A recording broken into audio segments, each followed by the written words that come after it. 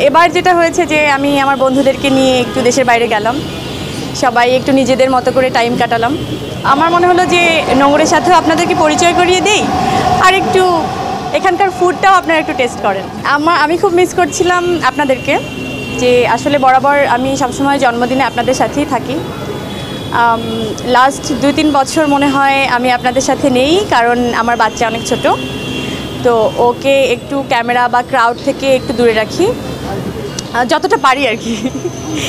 তো এবার যেটা হয়েছে যে আমি আমার বন্ধুদেরকে নিয়ে একটু দেশের বাইরে গেলাম, সবাই একটু নিজেদের মতো করে টাইম কাটালাম।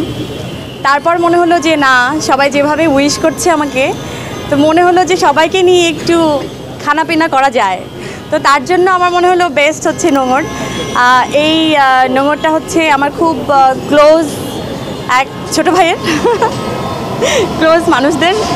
তো আমার মনে হলো যে নোংরের সাথেও আপনাদেরকে পরিচয় করিয়ে দেই, আর একটু এখানকার ফুডটাও আপনারা একটু টেস্ট করেন। এই তো।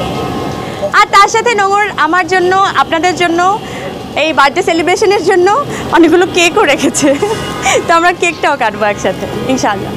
অবশ্যই নোংরে আজকে